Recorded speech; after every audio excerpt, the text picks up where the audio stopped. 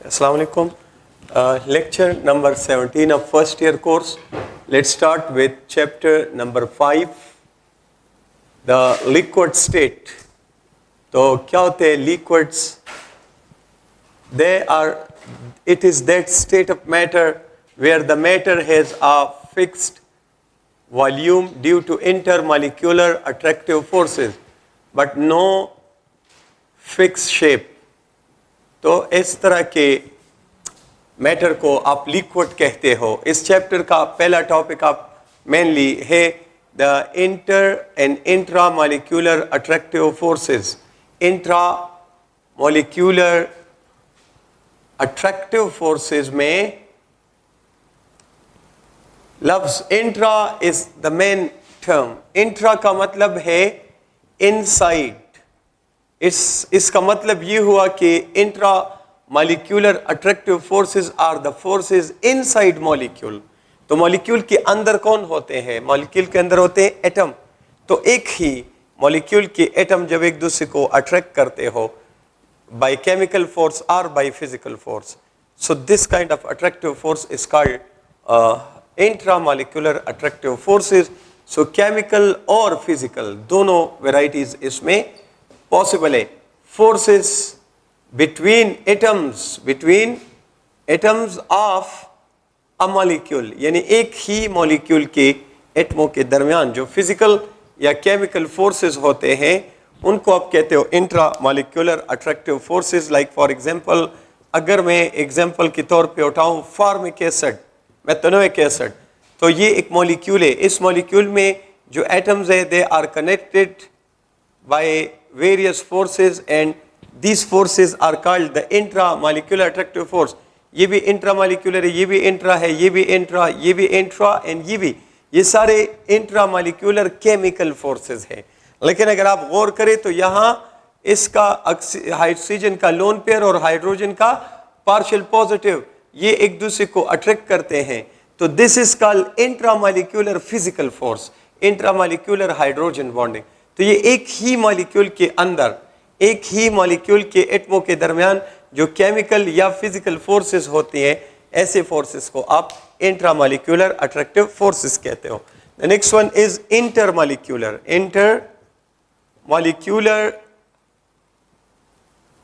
Attractive forces. So the name indicate, लफ्ज inter का मतलब है बिटवीन. इस लफ्ज इंटर का मतलब है बिटवीन, और आगे क्या लिखा है मॉलिक्यूल. इसका मतलब है कि द फोर्सेस बिटवीन मॉलिक्यूल्स. अब जब एक मॉलिक्यूल दूसरे मॉलिक्यूल को अट्रैक्ट करेगा तो ये हमेशा फिजिकल फोर्सेस से ही अट्रैक्ट करेंगे, क्योंकि molecule is a stable particle. तो ये देखें, ये एक मॉलिक्यूल है, ये दूसरा मॉलिक्यूल है, चाहे सिमिलर हो या डिफरेंट हो. तो जब ये एक दूसरे को अट्रैक्ट करेंगे तो this kind of attractive force is called the intermolecular attractive force, और ये हमेशा फिजिकल फोर्सेस होंगे. So physical forces between molecules of a substance, यानी प्योर मैटर, अगर एक जैसे मॉलिक्यूल हो, और between molecules of a mixture मतलब इम्प्योर मैटर, मुख्तलिफ मॉलिक्यूल या सिमिलर मॉलिक्यूल जब भी एक दूसरे को फिजिकली अट्रैक्ट करेंगे, ऐसे फिजिकली अट्रैक्टिव फोर्सेस को आप कहते हो the intermolecular attractive forces. Onward हम इन फोर्सेस को IMAF से जाहिर करेंगे, इंटरमोलिक्यूलर अट्रैक्टिव फोर्सेस. तो types of intermolecular attractive forces में, types of intermolecular attractive forces में, the first one we call them the dipole forces. The second one are London dispersion forces. The third one are hydrogen bonding, बल्कि dipole forces, dipole induced dipole forces, dipole induced dipole forces, जिनको in short आप D by forces B कहते हो. And the last one is hydrogen bonding. और इन सारे intermolecular attractive forces को collectively क्या कहा जाता है? कलेक्टिवली इन सब को कहा जाता है वंडरवाल फोर्सेस. क्योंकि इन सब का आइडिया मेनली वंडरवाल ने दिया था, तो that is why we also call them the van der Waals forces. अगर आप पंजाब बोर्ड की बुक में देखो तो वहां लिखा है कि hydrogen bonding is that intermolecular attractive force which can not be called the van der Waals forces. लेकिन आपकी बुक में ये वंडरवाल फोर्सेस में इंक्लूडेड है, तो hydrogen bonding is a van der Waals force. लेकिन कभी एमसीक्यू में हो कि इन चारों में से आपसे कह दे कि इनमें से कौन सा वंडरवाल फोर्स नहीं है, तो अगर डेफिनेटली इन चार में एक चूज करना हो तो फिर आप हाइड्रोजन बॉन्डिंग को चूज करेंगे। ये थोड़ा सा कंट्रोवर्शियल है। आपकी बुक के लिहाज से hydrogen bonding is a van der Waals force.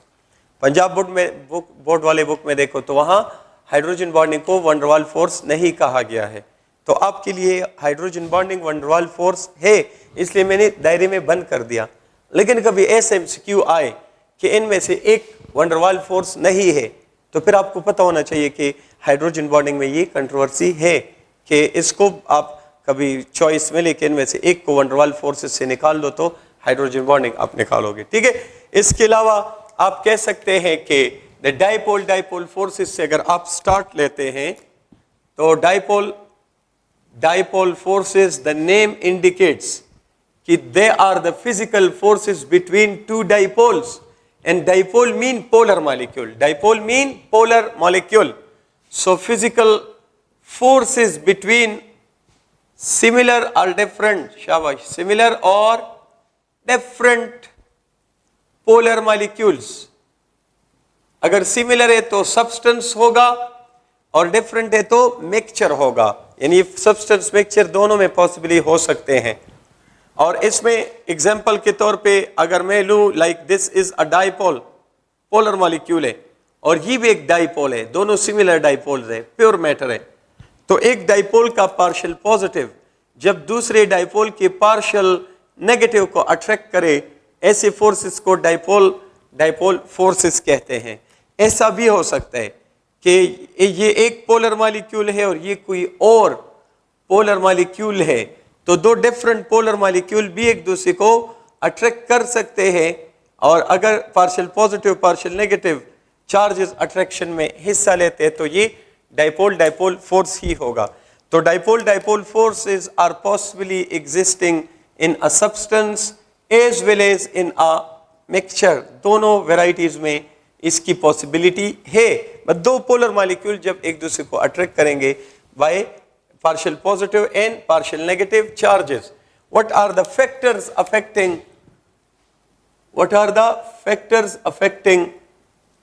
strength of dipole forces? तो उन factors में the first one is polarity, or you may call that the strength of dipole forces is directly proportional to polarity, and the second one is temperature. So the strength of dipole forces is inversely proportional to the temperature. Next type आपके पास है London dispersion forces. London dispersion forces या इनको कहते हैं short range forces, या इनको other words में आप कहते हो instantaneous dipole, the instantaneous dipole, induced dipole forces, we also call them the instantaneous dipole, induced dipole। instantaneous dipole क्या है?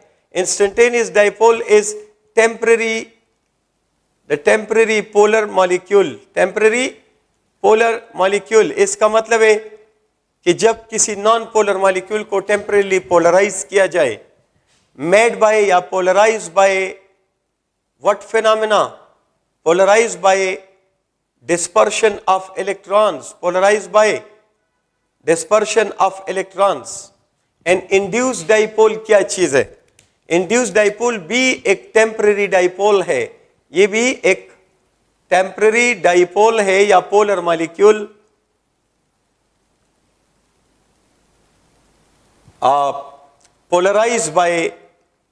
polarized by induction तो नॉन पोलर मॉलिक्यूल को या इंडक्शन के जरिए पोलराइज किया जाता है टेम्परेली, या डिस्पर्शन के जरिए पोलराइज किया जाता है। तो नॉन पोलर मॉलिक्यूल अगर पोलर मॉलिक्यूल में कन्वर्ट होता हो temporarily by dispersion of electron, तो फिर इसको इंस्टेंटेनियस डाइपोल कहते हैं। और अगर कोई नॉन पोलर मॉलिक्यूल पोलर में कन्वर्ट हो जाए बाय इंडक्शन फिनोमेना, तो उस सूरत में इसको आप क्या कहते हो, इसको आप इंड्यूस्ड डाइपोल कहते हो। The next important term is कि London dispersion forces are found between any kind of two molecules, किसी भी किस्म के दो मॉलिक्यूलों के दरमियान ये फोर्सेस एग्जिस्ट करते हैं, but more prominent when present between non-polar molecules। जब दो non-polar molecules एक दूसरे को अट्रैक्ट करते हैं, तो उस वक्त जो अट्रैक्टिव फोर्स इनमें एग्जिस्ट करेगा वो सिर्फ डाइपोल लंडन डिस्पर्शन फोर्स ही होगा। तो let's explain the concept of the formation of inter molecular attractive forces between to non polar molecules. Idea of intermolecular attractive forces between non-polar molecules was given by van der Waal। ये idea इसने दिया था कि दो non polar molecule एक दूसरे को attract कर सकते हैं, क्योंकि गैसेस गेट लिक्विफाइड। कैसे अट्रैक्ट करते हैं, तो मैकेनिज्म फिर किसने दिया था, mechanism of formation of intermolecular attractive forces between non-polar molecules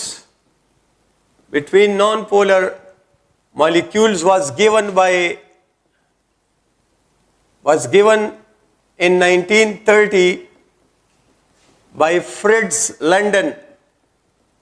तो इसलिए लंदन डिस्पर्शन फोर्सेस ज्यादातर कहते हैं, और डिस्पर्शन इसलिए कहते हैं क्योंकि इसमें पहले इंस्टेंटेनियस डाइपोल बनेगा, डिस्पर्शन ऑफ इलेक्ट्रॉन से इन फोर्सेस का इनिशियलाइजेशन होगी।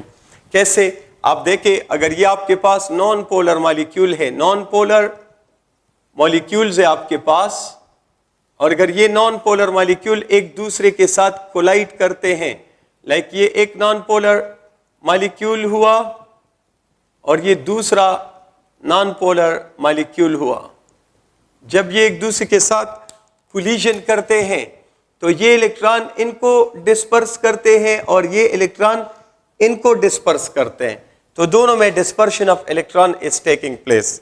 तो ये टेम्परेली पोलराइज हो जाएगा, नेगेटिव इस साइड पे और पॉजिटिव इस साइड, ये भी टेम्परेली पोलराइज हो जाएगा, नेगेटिव इस साइड पे और पॉजिटिव इस साइड पे। तो इनको आप कहते हो इंस्टेंटेनियस डाइपोल, एक लम्हे के लिए पोलराइजेशन, इसको कहते हैं इंस्टेंटेनियस डाइपोल। और ये तब होगा जब दो नॉन पोलर मॉलिक्यूल एक दूसरे के करीब आए और उनके इलेक्ट्रॉन एक दूसरे को डिस्पर्स करें।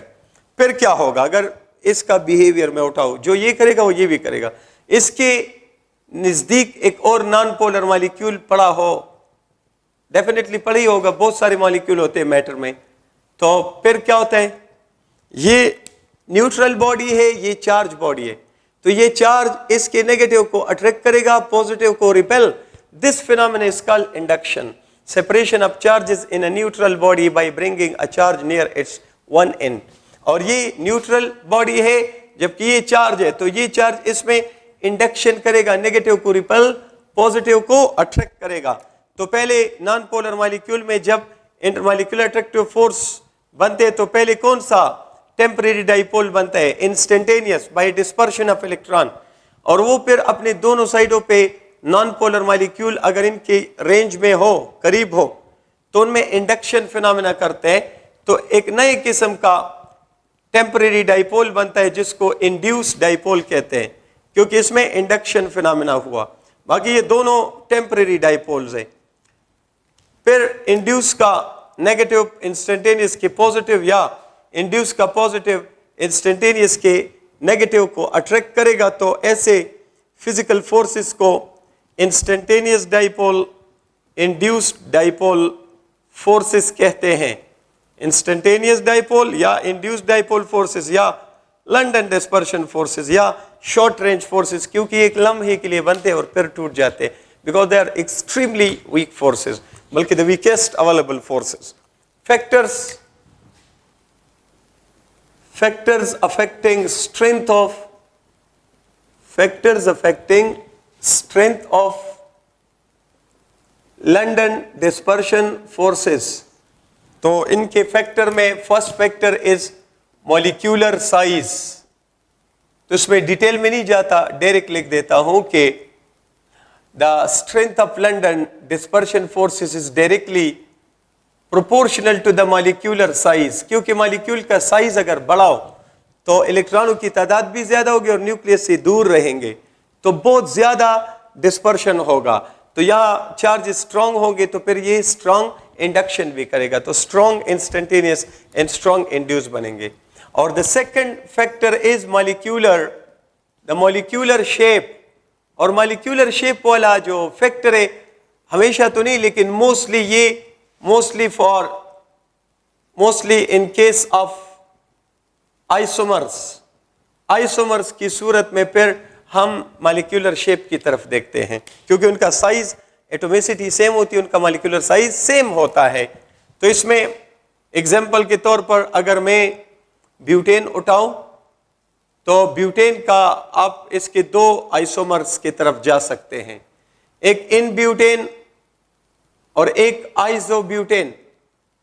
तो इन ब्यूटेन में you'll see all the carbon are in straight chain, all the carbon are in straight chain, जबकि यहां पर एक कार्बन ब्रांच में चला जा चुका है, like this। अब अगर एक इन ब्यूटेन मॉलिक्यूल दूसरे इन ब्यूटेन मॉलिक्यूल के करीब आएगा तो all the carbon will get close to each other and you will see के the number of London dispersion forces will be equal to the number of carbon atoms in the straight chain। तो जितना number of carbon बढ़ेंगे उतना London dispersion force बढ़ता जाएगा, melting boiling point densities ये बढ़ते जाएंगे। लेकिन अगर ये मॉलिक्यूल एक दूसरे के करीब आते हैं तो फिर सारे कार्बनों को शॉर्ट रेंज में आने का मौका नहीं मिलता, बल्कि जो मेन चेन है, लॉन्गेस्ट चेन, उसमें जितने कार्बन हैं उतने time London dispersion forces will be establish. तो यही वजह है कि इन ब्यूटेन का बॉइलिंग पॉइंट ज्यादा है आइसोब्यूटेन। जितना स्ट्रेट चेन मॉलिक्यूल होगा इनका मेल्टिंग और बॉइलिंग पॉइंट उतना ज्यादा होगा, डेंसिटी ज्यादा होगी। जितना ब्रांचिंग आते हैं अट्रैक्टिव फोर्स वीक होता जाता है, तो डेंसिटी वगैरह मेल्टिंग बॉइलिंग पॉइंट वगैरह कम हो जाते हैं। Now let's talk about the third type of intermolecular attractive forces. And that third type of intermolecular attractive force, we call them the dipole, induced dipole। तो I hope आपको पता चल गया कि induced dipole क्या है।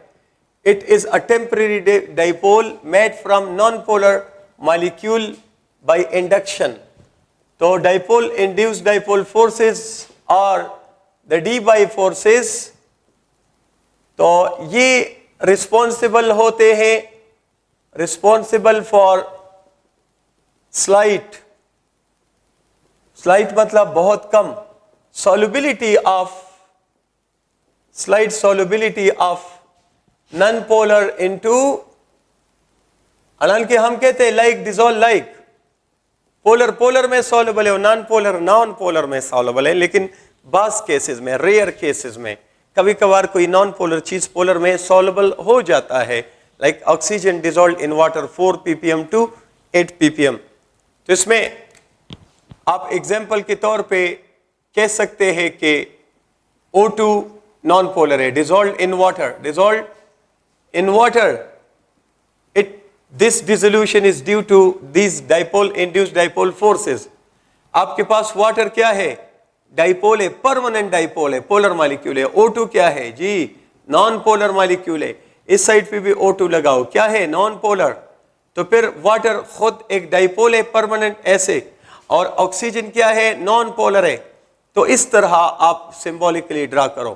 तो फिर क्या होगा, जब ये water O2 molecule water molecule के करीब आएंगे तो ये नेगेटिव इसमें इंडक्शन करेगा और ये पॉजिटिव इसमें इंडक्शन करेगा। तो ये खुद क्या है, डाइपोल, परमानेंट डाइपोल है, और इसने अपने दोनों साइडों पे नॉन पोलर मॉलिक्यूल जो है उनको पोलराइज किया बाय इंडक्शन, पोलराइज किया बाय इंडक्शन। तो that is why they will be rightly called the induced dipole, the induced dipole.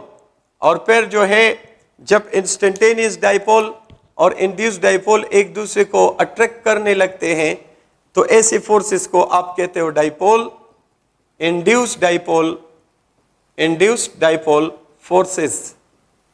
तो आपको ये सेंटेंस दिमाग में रखना है कि जब स्लाइट पोलरिटी हो किसी नॉन पोलर चीज की पोलर में तो उसकी वजह डिवाई फोर्सेस होगी। Let's talk about the hydrogen bonding.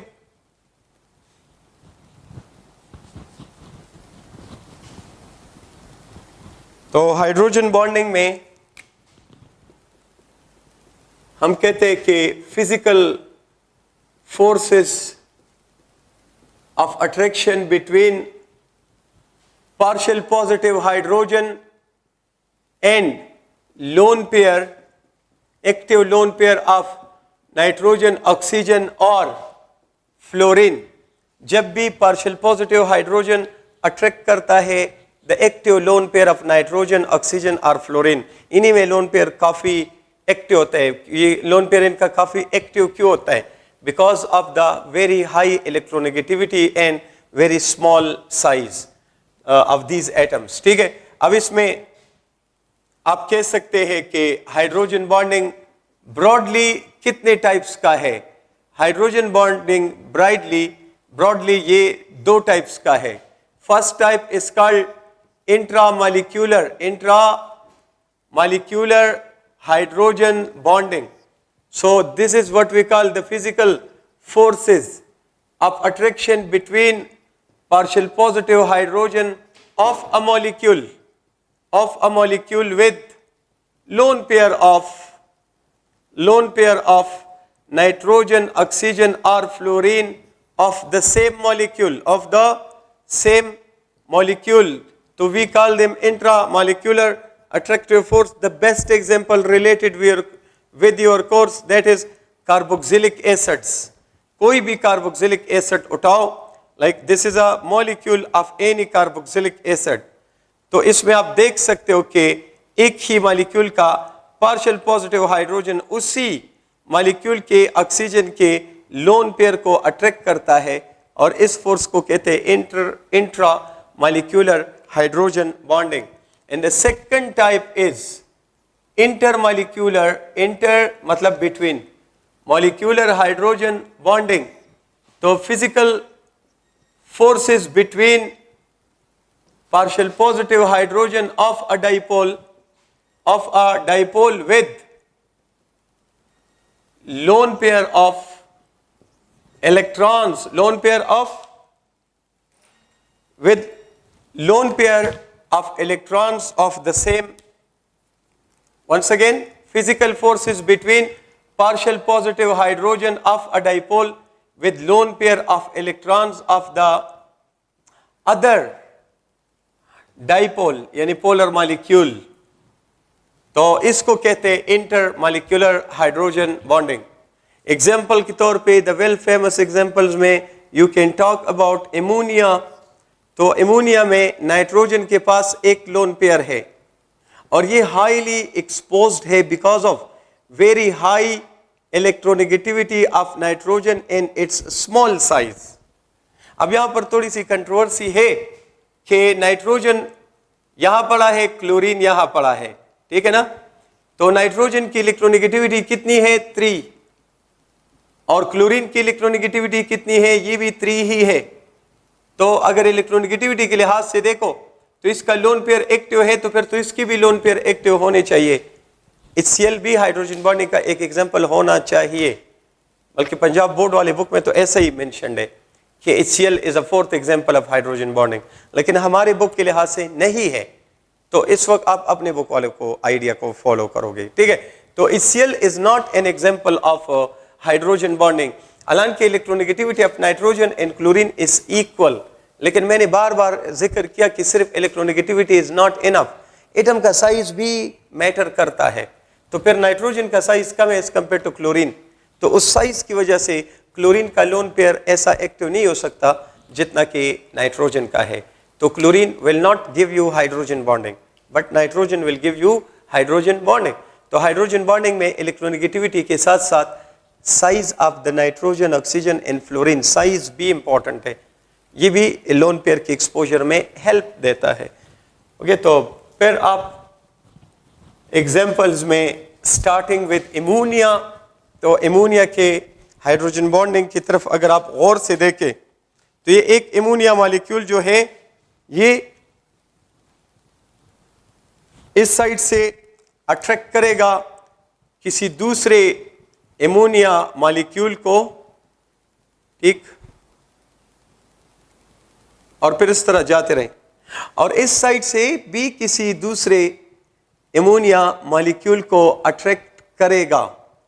तो आप गौर से देखें कि एमोनिया मॉलिक्यूल का active lone pair of nitrogen और दूसरे एमोनिया मॉलिक्यूल का पार्शियल पॉजिटिव हाइड्रोजन या द सेम, तो this is what we call intermolecular hydrogen bonding. This is hydrogen bonding between molecules, not inside a molecule. तो अब इसमें questions point of view से आप देख सकते हो, यहां से भी बना सकता है, यहां से भी बना सकता है।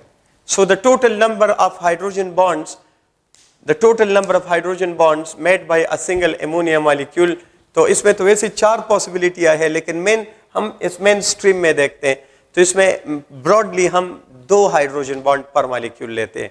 लेकिन इस एमोनिया मॉलिक्यूल का हाइड्रोजन बॉन्ड वो है जिसमें इसका लोन पेयर इन्वॉल्व है। तो एमोनिया का कितने लोन पेयर इन्वॉल्व है? 1। तो ये 2 हाइड्रोजन बॉन्ड है, लेकिन ये हाइड्रोजन बॉन्ड बिलोंग करता है इस मॉलिक्यूल से, ये हाइड्रोजन बॉन्ड बिलोंग करता है इस मॉलिक्यूल से। तो total number of hydrogen bond by a single ammonia molecule, answer is 2। But total number of hydrogen bond by a single ammonia molecule, answer is 2। लेकिन the number of hydrogen bonds which belong to 1 ammonia molecule, तो belong वो है जिसमें इसका lone pair है। तो the number of hydrogen bonds belonging to 1 ammonia molecule is dash 1, क्योंकि एक लोन पेयर है। And total number of hydrogen bonds अगर पूछे तो 2 है, एक ये और एक ये। इसी तरह अगर आप वाटर के एग्जांपल लो, तो वाटर में आप देख सकते हैं कि ये आपके पास आ रहा है H2O, तो इसके मॉलिक्यूलर शेप की वजह से देयर इज अ पॉसिबिलिटी कि एक वाटर मॉलिक्यूल अपने दूसरे वाटर मॉलिक्यूल के साथ कितने हाइड्रोजन बॉन्ड्स बना सके। तो the answer is 4। Single water molecule is able to make a total of how many hydrogen atoms? So the answer is total 4 बनाएगा। एक हाइड्रोजन बॉन्ड यहां, एक हाइड्रोजन बॉन्ड यहां, एक हाइड्रोजन बॉन्ड यहां और एक हाइड्रोजन बॉन्ड यहां। So what is the total number of hydrogen bonds formed by single water molecule? So total number of hydrogen bond formed by single water molecule, answer is 4. Or how many hydrogen bonds belong to this molecule? Then answer is 2. Belong का लफ्ज हो तो ये जितने lone pair होते हैं, total पूछे तो जितने इसके सराउंडिंग हाइड्रोजन बॉन्ड्स हैं। आपके ख्याल में आप देखो तो water is more polar than ammonia, तो इसका मतलब है कि ये हाइड्रोजन बॉन्ड वीक है और ये हाइड्रोजन बॉन्ड स्ट्रांग है। यही वजह है कि एमोनिया का बॉइलिंग पॉइंट काफी कम है, जबकि वाटर का बॉइलिंग पॉइंट काफी ज्यादा है, ठीक है। अब वाटर का बॉइलिंग पॉइंट फिर बहुत ज्यादा है, compare to -20, 100 is very high huge value. तो इसका रीजन ये है कि इसका एक हाइड्रोजन बॉन्ड इसके एक हाइड्रोजन बॉन्ड से वीक है, और फिर दूसरी बात यह है कि यहाँ 2 लोन पेयर इन्वॉल्व है, यहाँ पर जो है एक लोन पेयर इन्वॉल्व है। फॉर दैट रीजन वाटर का हाइड्रोजन बॉन्डिंग स्ट्रेंथ काफी ज्यादा है अमोनिया के मुकाबले में। और फिर the last case is hydrofluoric acid, the hydrofluoric acid HF। तो HF में इंटरेस्टिंगली ये पॉइंट देखें कि फ्लोरीन का साइज बहुत कम है और इसमें नंबर ऑफ लोन पेयर बहुत ज्यादा है। तो ये एक लोन पेयर ये दूसरा लोन पेयर, तीसरे लोन पेयर के लिए जगह नहीं है, तो इसलिए that third lone pair merges with the other two lone pair, so all the three lone pair merge together, diffuse together and act like one lone pair, act like one lone pair. तो ये lone pair के merging की वजह से molecule जो है बिल्कुल ऐसे लीनियर के बजाय थोड़ा सा इसमें हैंगिंग इफेक्ट आ जाता है, तो ये इस तरह इंक्लाइन फॉर्म में इसका शेप आपको मिलेगा। तो इसमें आप देखें, जब एक HF मॉलिक्यूल का जो लोन पेयर है, अल्दो यहां 3 लोन पेयर है, but they have been merge together and एक लाइक वन लोन पेयर, तो फिर क्या होता है, दूसरे HF मॉलिक्यूल के पार्शियल पॉजिटिव हाइड्रोजन को जब अट्रैक्ट करेगा, this is called intermolecular hydrogen bond in hydrofluoric acid and so on. तो फिर फाइनली हमें कंक्लूजन मिला कि HF लिक्विड हाइड्रोफ्लोरिक एसिड में single HF molecule form a total of 2 hydrogen bonds, a total of 2 hydrogen bond, but how many hydrogen bond belong to this HF molecule? So 1। ये hydrogen bond इस molecule से belong करता है, ये hydrogen bond इस molecule से belong करता है। और फिर आप देखें, HF is more polar than water. It means this hydrogen bond is stronger than this hydrogen bond. तो हम एक्सपेक्ट करते हैं कि HF का बॉइलिंग पॉइंट वाटर से ज्यादा होना चाहिए, लेकिन है नहीं। क्यों नहीं है? इसका बॉइलिंग पॉइंट जस्ट कितना है? 20 डिग्री सेंटीग्रेड। क्यों वाटर से HF का बॉइलिंग पॉइंट कम है?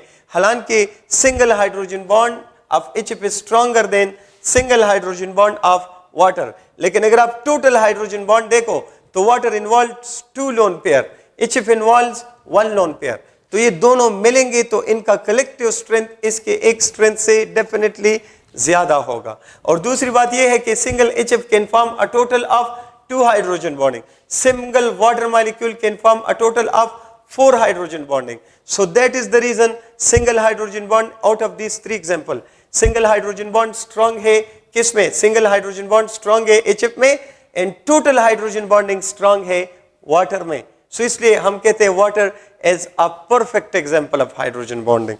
Water is a perfect example of hydrogen bonding. ठीक है? इसी तरह अगर आप फर्ज करें, बात करो about कार्बोक्सिलिक एसिड्स, तो आप देख सकते हो कार्बोक्सिलिक एसिड में 2 ऑक्सीजन है और वाटर में 1 ऑक्सीजन है, तो कार्बोक्सिलिक एसिड का हाइड्रोजन बॉन्डिंग वाटर के हाइड्रोजन बॉन्डिंग से ज्यादा होगा। कार्बोक्सिलिक एसिड्स का मेल्टिंग बॉइलिंग पॉइंट फिर वाटर से ज्यादा होगा। इसी तरह अगर आप सल्फ्यूरिक एसिड लो तो सल्फ्यूरिक एसिड में कितने ऑक्सीजन है? 4। सो 4 ऑक्सीजन की वजह से सल्फ्यूरिक एसिड का हाइड्रोजन बॉन्डिंग ज्यादा है वाटर से। आप ये मत कहें कि हाइड्रोजन बॉन्डिंग ऑफ वाटर सबसे ज्यादा है, इन 3 एग्जाम्पल में ज्यादा है। फिर नंबर ऑफ ऑक्सीजन एटम बढ़ेंगे तो नंबर ऑफ हाइड्रोजन बॉन्डिंग भी बढ़ता जाएगा। लाइक इसी तरह ये रिनाउंड एग्जाम्पल है लाइक ग्लाइसरीन, तो इसमें हाइड्रोजन बॉन्डिंग की तादाद और भी इसमें ज्यादा हो जाती है। तो इस तरह नंबर ऑफ ऑक्सीजन ज्यादा होने से नंबर ऑफ हाइड्रोजन बॉन्ड के चांसेस बढ़ जाते हैं। Okay, next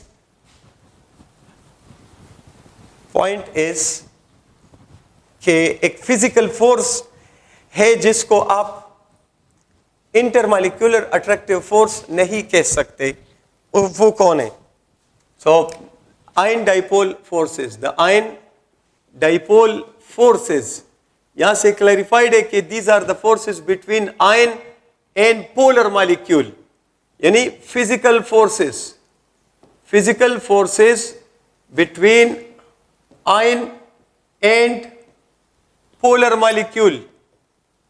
These forces are called the ion dipole forces. These are physical forces. These are physical forces, but not intermolecular attractive forces. ऐसे MCQs आते हैं कि इनमें से कौन सा physical force है जो intermolecular attractive force नहीं है? The answer is ion dipole forces. क्योंकि इंटरमॉलिक्यूलर अट्रैक्टिव फोर्स का मतलब है अट्रैक्टिव फोर्स बिटवीन मॉलिक्यूल। अब ये attractive force between molecule and ion है, तो ये इसलिए इंटरमॉलिक्यूलर अट्रैक्टिव फोर्स नहीं है। और दूसरी बात ये है कि it is stronger than hydrogen bonding, hydrogen bonding से ये क्या है, स्ट्रांग है। तो इसका मतलब ये हुआ कि the strongest physical forces are ion dipole forces and the strongest intermolecular attractive forces are hydrogen bonding. Okay, next one, these forces are responsible for, these forces are responsible for solubility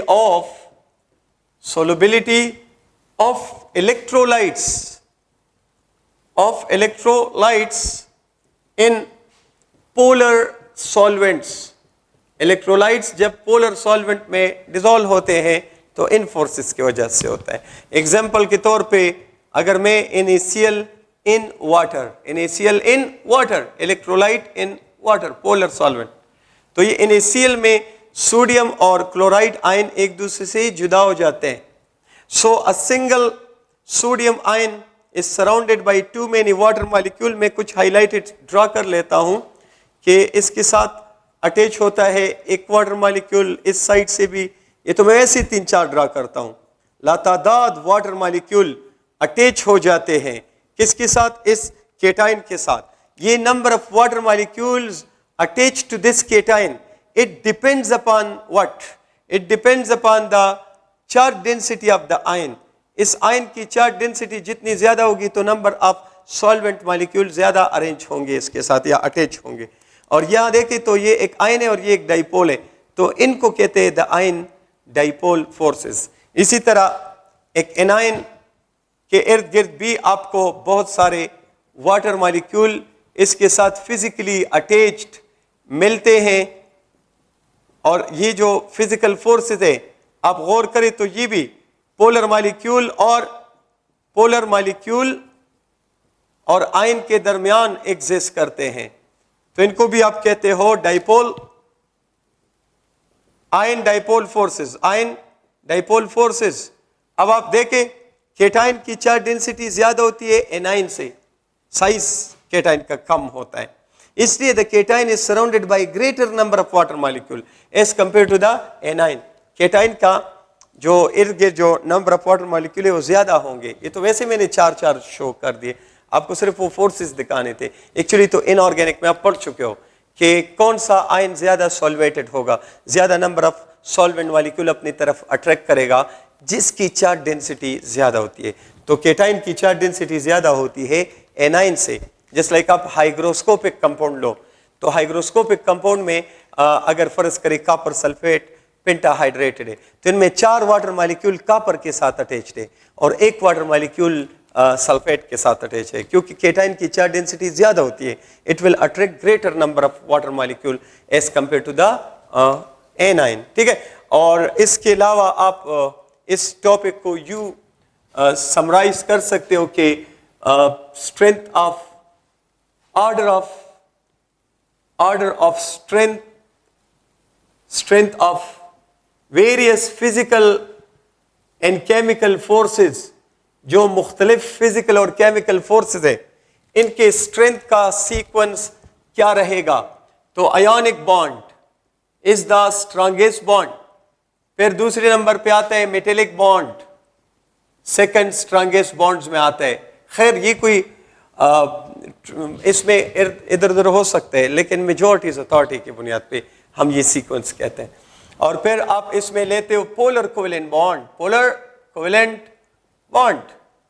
फिर आप लेते हो non polar covalent bond, the non polar covalent bond, और इसके बाद फिर शुरू होते हैं physical forces.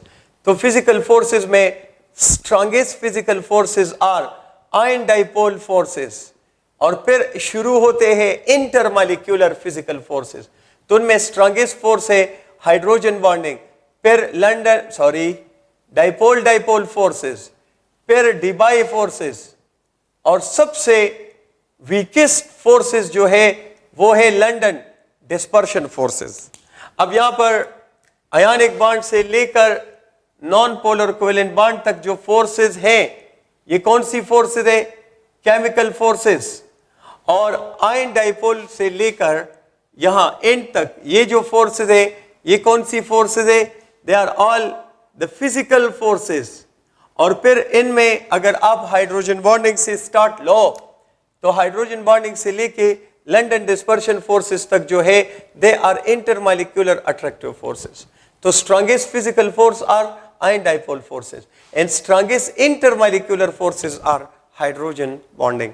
Okay, the next one is note करें, ये important point है कि मैंने शुरू में लिखा था कि London dispersion forces exist between any kind of two molecules.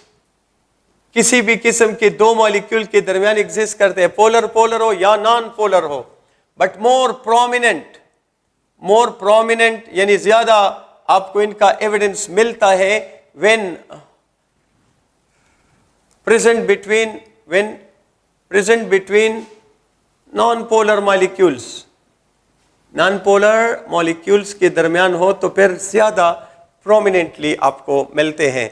इसका मतलब ये हुआ कि अगर मेरे पास ये एक मॉलिक्यूल है, like this is a molecule, और ये एक दूसरा पोलर मॉलिक्यूल है जिसमें नाइट्रोजन, फ्लोरीन या ऑक्सीजन इन्वॉल्व नहीं है, तो इसमें मेन फोर्स कौन सा होगा? Dipole force. लेकिन इसके साथ साथ एक दूसरा फोर्स भी एग्जिस्ट करेगा. कौन सा? London dispersion forces, like HCl लो. लाइक एग्जांपल के तौर पे if you take the example of HCl, तो ये डाइपोल, ये भी डाइपोल, और फिर जो है ये डाइपोल फोर्सेस, और इसके साथ दूसरा जो फोर्स एग्जिस्ट करेगा लंडन डिस्पर्शन फोर्सेस. इस टाइप के एमसीक्यूज समझ लो इस एक एग्जांपल से. कभी आपसे पूछा जाए कि लिक्विड हाइड्रोक्लोरिक एसिड में कितने किस्म के फोर्सेस है, तो आंसर इज 2 किस्म की फोर्सेस है, केमिकल एंड फिजिकल. एक तो ये. दूसरी बात कि कितने फोर्सेस है, तो number of forces is 3. 1 2 3. 1 covalent bond, 1 dipole and other London dispersion. कितने किस्म के इंट्रामॉलिक्यूलर फोर्सेस है? 1 किस्म का. कितने किस्म के इंटरमॉलिक्यूलर फोर्सेस है? 2 किस्म के. ये कुछ पॉइंट्स है जो आपको माइंड में क्लियर होने चाहिए. अब आपके पास क्या सबूत है कि डाइपोल अकेले नहीं होता, इसमें लंडन डिस्पर्शन फोर्स भी होता है? तो सबूत ये है कि अगर मैं आपके सामने HCl उठाऊं और फिर कंपेयर करो इसको HBr के साथ, तो HCl के मॉलिक्यूल्स चूंकि डाइपोल है, पोलराइज्ड है, तो ये जब एक दूसरे को अट्रैक्ट करेंगे तो कौन से फोर्स के जरिए अट्रैक्ट करेंगे? ऑफ कोर्स डाइपोल फोर्सेस के जरिए. और ये कौन कौन से फोर्सेस? ये भी डाइपोल फोर्सेस. अगर हम कह दें कि सिर्फ डाइपोल फोर्सेस है, इसके साथ लंडन डिस्पर्शन फोर्स नहीं है, तो फिर आपका आंसर या आइडिया किस तरह जस्टिफिकेशन देगा कि नहीं लंडन डिस्पर्शन फोर्स होनी चाहिए? तब आपको पता चल जाएगा. आप देख सकते हो कि HCl is more polar than HBr. तो ये फोर्सेस क्या है? स्ट्रांग. ये फोर्सेस क्या है? स्ट्रांग. और ये फोर्सेस क्या है? वीक. तो अगर इसको तोड़ोगे ज्यादा हीट चाहिए, इसको तोड़ोगे कम हीट चाहिए. तो होना ये चाहिए कि HCl का बॉइलिंग पॉइंट ज्यादा हो और HBr का बॉइलिंग पॉइंट कम हो. बट प्रैक्टिकली जब हम देखते हैं तो HBr का बॉइलिंग पॉइंट ज्यादा है HCl के बॉइलिंग पॉइंट से. तो ये एक एविडेंस है कि डाइपोल के अलावा यहाँ कोई और फोर्स भी मौजूद है, और वो है लंडन डिस्पर्शन फोर्सेस. और लंडन डिस्पर्शन फोर्सेस का डायरेक्ट रिलेशन है मॉलिक्यूलर साइज के साथ. तो HCl का साइज कम है और HBr का साइज ज्यादा है, तो ये डाइपोल लंडन डिस्पर्शन वीक होंगे और ये लंडन डिस्पर्शन क्या होंगे? स्ट्रॉन्ग. अब अगर लेट सपोज इस डाइपोल फोर्स को तोड़ने के लिए अगर मैं कह दूं 6 डिग्री सेंटीग्रेड चाहिए, तो इस डाइपोल के लिए तो फिर कम चाहिए होगा ना, लेस पोलर है, तो लेट्स से 5.8 डिग्री सेंटीग्रेड चाहिए. अब इस लंडन डिस्पर्शन को तोड़ने के लिए अगर 0.2 डिग्री सेंटीग्रेड चाहिए, तो इस लंडन डिस्पर्शन के लिए फिर ज्यादा चाहिए, साइज बड़ा है, तो लेट्स से 0.5. तो इसको बॉइल करोगे, ये दोनों तोड़ने पड़ेंगे. ये दोनों तोड़ोगे तो ये मैंने एक फर्जी वैल्यू दे दी, ठीक है. तो 6.2 degree centigrade will be the boiling point of HCl. और इसको बॉइल करोगे तो ये दोनों फोर्सेस तोड़ने पड़ेंगे, तो प्लस करेंगे तो आपके पास कितना आएगा? 6.3 डिग्री सेंटीग्रेड. तो आप देख रहे हो कि HBr का बॉइलिंग पॉइंट ज्यादा है HCl से. अब मेरे बातें गौर से सुनो कि जब दो पोलर मॉलिक्यूल की बात हो रही हो, बशर्ते ये कि इसमें HFOH या HFOH या OHN बॉन्ड नहीं है, यानी हाइड्रोजन बॉन्डिंग अगर इसमें नहीं हो, और फिर जब दो पोलर मॉलिक्यूल की बात हो तो किस पोलर मॉलिक्यूल का बॉइलिंग पॉइंट ज्यादा होगा? जिसकी पोलरिटी कम है और साइज ज्यादा है। तो इसका मतलब है, दो तीन बातें आप अंडरस्टैंड करें। आप यहां देखें, किसी मॉलिक्यूल का जो बॉइलिंग पॉइंट है, ये मैंने फर्जी बॉइलिंग पॉइंट लिख दिए, किसी मॉलिक्यूल के बॉइलिंग पॉइंट में ये रोल, ये इतना जो टेम्परेचर है इसकी वजह डाइपोल डाइपोल फोर्स है, और ये जो टेम्परेचर है इसकी वजह लंडन डिस्पर्शन फोर्स है। तो किसी पोलर मॉलिक्यूल में तो ये दोनों फोर्सेस होगी ना, तो इसके बॉइलिंग पॉइंट में ज्यादा रोल किसका है? पोलरिटी का। ज्यादा रोल किसका है? डाइपोल डाइपोल का। और साइज का बहुत कम रोल है। इस तरह इसमें आप देखो, तो इतना पोलरिटी की वजह से बॉइलिंग पॉइंट है और इतना साइज की वजह से। तो किसी पोलर मॉलिक्यूल का बॉइलिंग पॉइंट मेनली किस वजह से होता है? पोलरिटी की वजह से। Polarity is more dominant character in boiling point of a single polar molecule as compared to the size. लेकिन जब दो पोलर मॉलिक्यूल के बॉइलिंग पॉइंटों का आप कंपैरिजन करते हो तो पोलरिटी का डिफरेंस क्या होता है? कम। ये 6 है और ये 5.8 है, तो कितना डिफरेंस आ रहा है? 0.2। जबकि साइज का डिफरेंस ज्यादा आता है, 0.2 और ये 0.5। तो इसका मतलब ये हुआ वंस अगेन कि जब दो पोलर मॉलिक्यूल के बारे में एक बॉइलिंग पॉइंट का एमसीक्यू हो तो ये गौर से सुने कि किसी पोलर मॉलिक्यूल का जो बॉइलिंग पॉइंट है उसमें ज्यादा रोल पोलरिटी का है और कम रोल साइज का है। लेकिन जब दो पोलर मॉलिक्यूल के बॉइलिंग पॉइंट को आप कंपेयर करते हो तो फिर पोलरिटी वाला डिफरेंस कम आता है और साइज वाला डिफरेंस ज्यादा आता है। तो फिर इसका मतलब यह हुआ कि बॉइलिंग पॉइंट का जो डिफरेंस है it is decided by the size not by the polarity. दो मुख्तलिफ पोलर मॉलिक्यूल में किसका बॉइलिंग पॉइंट ज्यादा होगा? जिसका साइज ज्यादा होगा, पोलरिटी नहीं, साइज। डिफरेंस में साइज ज्यादा रोल प्ले करते हैं। पोलर मॉलिक्यूल के बॉइलिंग पॉइंट का जो डिफरेंस है उसमें साइज का ज्यादा रोल है। और दो पोलर मॉलिक्यूल अगर नहीं हो, अकेला एक पोलर मॉलिक्यूल हो, तो उसके बॉइलिंग पॉइंट में ज्यादा रोल पोलरिटी प्ले करता है। इसको आप जरा गौर से अंडरस्टैंड करें, ठीक है। नाउ लेट्स टॉक अबाउट कोई एविडेंस प्रेजेंट करे कि हाइड्रोजन बॉन्डिंग भी अकेले नहीं होता, इसके साथ भी लंडन डिस्पर्शन फोर्स होते हैं। तो इसका कोई एविडेंस आप देखो, hydrogen bonding in alcohol second year portion से आप उठाओ, तो इसमें अगर मैं ये एक मॉलिक्यूल लूं, ब्यूटाइल अल्कोहल, ब्यूटाइल अल्कोहल या ब्यूटेनॉल, चलो 1 ब्यूटेनॉल है ये, तो इसमें मुख्तलिफ आइसोमर्स में मैं अपने टारगेट के 2 आइसोमर्स ड्रा कर रहा हूं। लाइक अगर ये OH एग्जैक्टली पोजीशन 1 पे है और बिल्कुल स्ट्रेट चेन है, तो दिस इज 1 ब्यूटेनॉल, 1 ब्यूटेनॉल। और अगर इसका मैं एक दूसरा आइसोमर ड्रा करूं तो अल्काइल ग्रुप में मैं ब्रांचिंग इंट्रोड्यूस कर रहा हूं, like this. Let me introduce branching here. तो ये कार्बन 1, कार्बन 2, कार्बन 3, तो दिस इज 2 मिथाइल, 1 प्रोपेनॉल, ठीक। अब अगर इस मॉलिक्यूल, इस 1 ब्यूटेनॉल के मॉलिक्यूल अगर एक दूसरे को अट्रैक्ट करेंगे तो यहां पर ऑफ कोर्स क्या बनेगा? Hydrogen bonding. और ये जब एक दूसरे को अट्रैक्ट करेंगे तो भी हाइड्रोजन बॉन्डिंग ही बनेगा। लेकिन फिर बॉइलिंग पॉइंट में फर्क आता है। आप देखो यहां भी हाइड्रोजन बॉन्डिंग है और ये दोनों हाइड्रोजन बॉन्डिंग जो है they have same strength, they have same strength. तो अगर हाइड्रोजन बॉन्डिंग के साथ लंडन डिस्पर्शन फोर्स ना होता तो फिर इन दोनों का बॉइलिंग पॉइंट सेम होना चाहिए था, बट डिफरेंट है। इसका बॉइलिंग पॉइंट हाई है और इसका बॉइलिंग पॉइंट लो है। वजह यह है कि हाइड्रोजन बॉन्डिंग के साथ साथ यहां कोई और फोर्स भी मौजूद है, और वो कौन सा फोर्स है? The London dispersion forces. और जितना स्ट्रेट चेन बढ़ता जाएगा ये फोर्सेस बढ़ते जाएंगे। या भी लंडन डिस्पर्शन फोर्स है लेकिन चेन का number of carbon in the chain is lesser, so that is the reason कि यहां पर लंडन डिस्पर्शन फोर्स ज्यादा है, यहां पर लंडन डिस्पर्शन फोर्स वीक है। तो इसको तो तोड़ने के लिए सेम टेम्परेचर चाहिए, लेकिन इनको तोड़ने के लिए ज्यादा टेम्परेचर चाहिए कंपेयर टू दिस वन।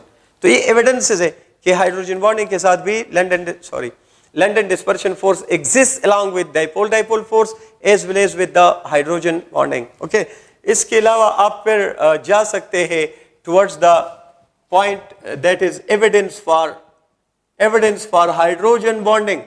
क्या एविडेंस है आपके पास हाइड्रोजन बॉन्डिंग का? इसमें बॉइलिंग पॉइंट वाला एमसीक्यू आपका बहुत अच्छी तरह कवर हो जाएगा अगर आप सही तरह अंडरस्टैंड करो।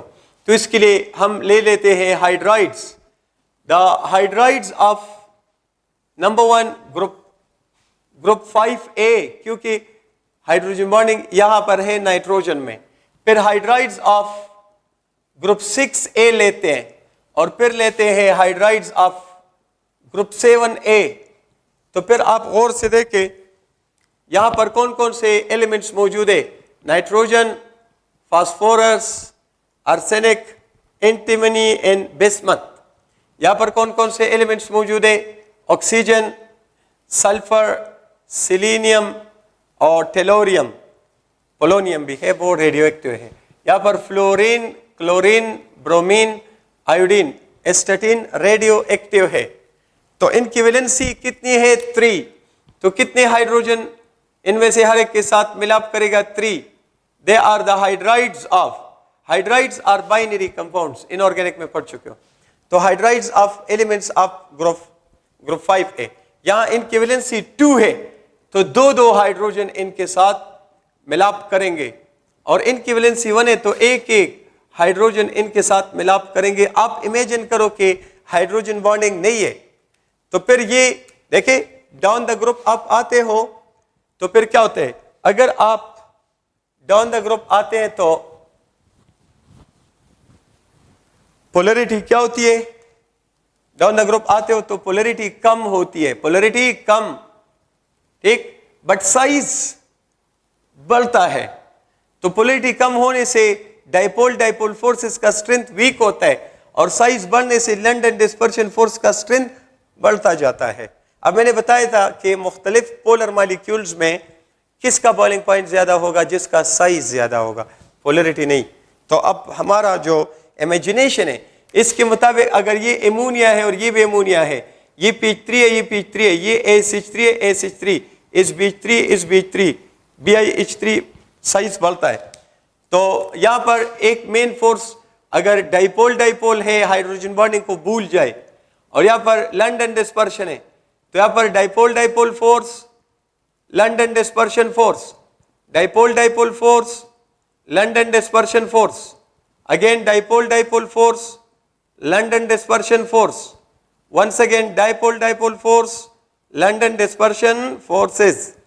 तो सबसे स्ट्रॉन्गेस्ट लंडन डिस्पर्शन फोर्स इसमें है, तो हम एक्सपेक्ट करते कि इसका बॉइलिंग पॉइंट सबसे ज्यादा और इसका बॉइलिंग पॉइंट सबसे कम होना चाहिए। लेकिन जब हमने प्रैक्टिकली इनके बॉइलिंग पॉइंट्स के ग्राफ लिए, लाइक ग्रुप 5A के हाइड्राइड्स के बॉइलिंग पॉइंट्स का ग्राफ जब हमने लिया, ये बॉइलिंग पॉइंट है यानी टेम्परेचर है और ये साइज है, तो सबसे कम साइज किसका है? एमोनिया का। तो हम एक्सपेक्ट करते हैं कि एमोनिया का बॉइलिंग पॉइंट इन सब में मिनिमम होना चाहिए, सबसे ज्यादा इसका, फिर इसका कम, इसका और कम, इसका और इसका सबसे कम होना चाहिए। बट प्रैक्टिकली ऐसे नहीं हुआ, बल्कि थोड़ी सी Ph3 में आप देख रहे हो कि Ph3 का ज्यादा एक्सपेक्टेड है, लेकिन बॉइलिंग पॉइंट कम हुआ और फिर बढ़ने लगा। ASH3 में ज्यादा हुआ, BiH3 में भी ज्यादा हुआ। तो इन सब मॉलिक्यूलों में पता चला कि डाइपोल फोर्स भी है और लंडन डिस्पर्शन फोर्स भी है। लेकिन इस मॉलिक्यूल में लंडन डिस्पर्शन फोर्स तो है, लेकिन ये डाइपोल फोर्स नहीं है, क्योंकि अगर डाइपोल फोर्स होता ना एमोनिया और एमोनिया के दरमियान, तो फिर तो एमोनिया का बॉइलिंग पॉइंट सबसे कम होना चाहिए था, ये तो सबसे ज्यादा है।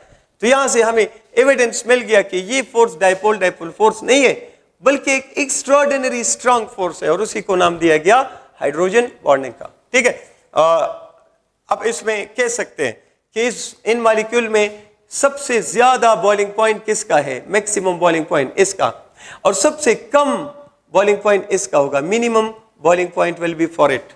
यही कहानी आप इसके लिए भी डिस्प्ले कर सकते हैं। ग्रुप 6A वाले का ग्राफ कुछ इस तरह आपको मिलेगा, लाइक दिस वन। तो H2O का बॉइलिंग पॉइंट सबसे ज्यादा है, फिर H2S का बॉइलिंग पॉइंट कम है H2SE से, और इसका बॉइलिंग पॉइंट कम है H2TE से। तो इसका मतलब है कि इन मॉलिक्यूल में तो dipole dipole force plus London dispersion force है, लेकिन वाटर में हाइड्रोजन बॉन्डिंग है plus London dispersion force, not dipole dipole force. तो इसमें मैक्सिमम बॉइलिंग पॉइंट इस ग्रुप में किसका है? Maximum boiling point is for water, फिर इसका और सबसे कम बॉइलिंग पॉइंट इस ग्रुप में किसका है? Minimum boiling point is for this H2S, और same is for the other one. अब देखो HF का बॉइलिंग पॉइंट सबसे कम होना चाहिए, लेकिन एक्चुअली सबसे ज्यादा है। HCl से फिर HBr का ज्यादा है, HBr से फिर HI का ज्यादा है। इसका मतलब है इन मॉलिक्यूलों में dipole dipole force plus London dispersion force है। HF मॉलिक्यूलों में लंडन डिस्पर्शन फोर्स तो है, लेकिन इसके साथ साथ दूसरा फोर्स डाइपोल डाइपोल फोर्स नहीं है, बल्कि हाइड्रोजन बॉन्डिंग है। तो इस ग्रुप में मैक्सिमम बॉइलिंग पॉइंट किसका है? मैक्सिमम बॉइलिंग पॉइंट HF का है, और मिनिमम बॉइलिंग पॉइंट इस ग्रुप में HCl का है। यानी इनका बॉइलिंग पॉइंट का सीक्वेंस क्या है, इसके से शुरू करें। तो एमोनिया का बॉइलिंग पॉइंट ज्यादा है किससे? लास्ट वन से, BiH3 से।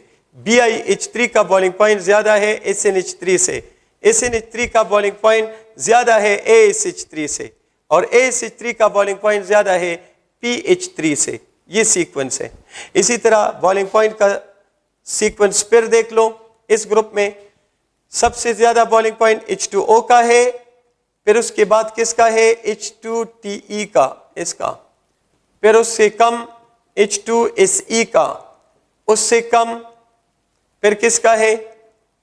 H2S का सबसे कम, और फिर बाकी इस ग्रुप में बॉइलिंग पॉइंट का तो HF का बॉइलिंग पॉइंट सबसे ज्यादा है, दूसरे नंबर पे HI का है, तीसरे नंबर पे HBr का, और सबसे कम HCl का है।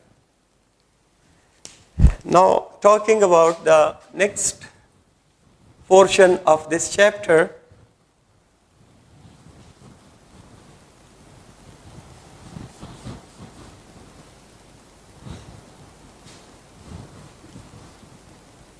that is what we call the evaporation and condensation.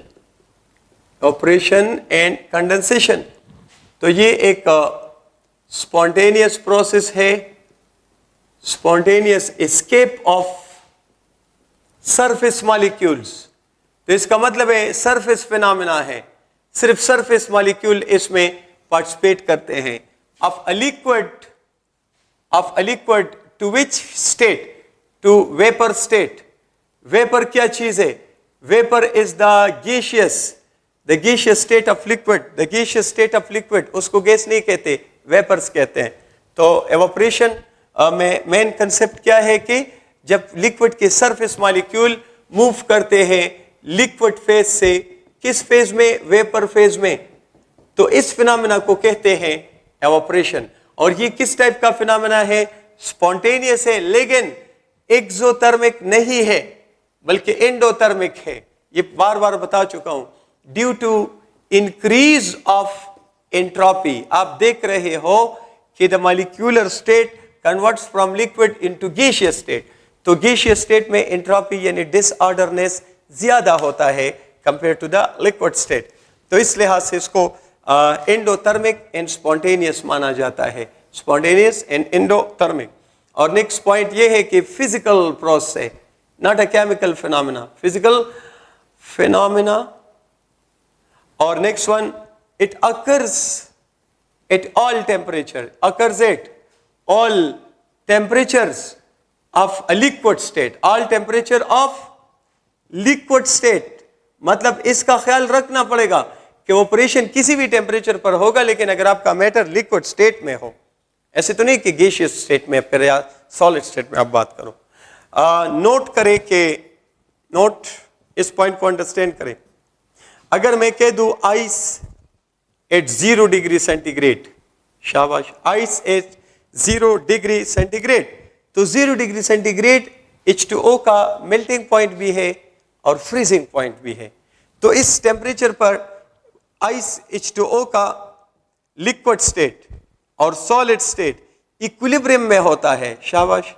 0 degree centigrade पर आइस और यानी H2O सॉलिड और H2O लिक्विड एक इक्विलिब्रियम में एग्जिस्ट करते हैं या रिवर्सिबल फिनोमेना में एग्जिस्ट करते हैं। फिर क्या होता है इसमें, अगर इस 0 डिग्री सेंटीग्रेड पर आइस के सरफेस के ऊपर आप अपना हाथ रगड़ ले तो आपका हाथ वेट हो जाता है, क्योंकि इसकी सरफेस के ऊपर एक लिक्विड वाटर का लेयर रहता है इसका। और फिर अब चूंकि हमने यहां लिख दिया कि evaporation occurs at all temperature if the matter exists in liquid state, तो इससे तो evaporation नहीं होगा, लेकिन सरफेस पे जो लिक्विड स्टेट ऑफ H2O पड़ा है तो उससे तो डेफिनेटली evaporation होगा, और evaporation होगा तो the H2O will convert into gaseous state। तो इसका मतलब ये हुआ कि at 0 degree centigrade H2O exists in what state? Exists as solid, exists as liquid, exists as vapors। तो H2O पर 0 डिग्री सेंटीग्रेड पर या मेल्टिंग फ्रीजिंग पॉइंट पर किसी भी लिक्विड का कौन सा स्टेट एग्जिस्ट करता है? तो सॉलिड स्टेट भी एग्जिस्ट करता है, लिक्विड स्टेट भी एग्जिस्ट करता है, एंड वेपर स्टेट भी एग्जिस्ट करता है।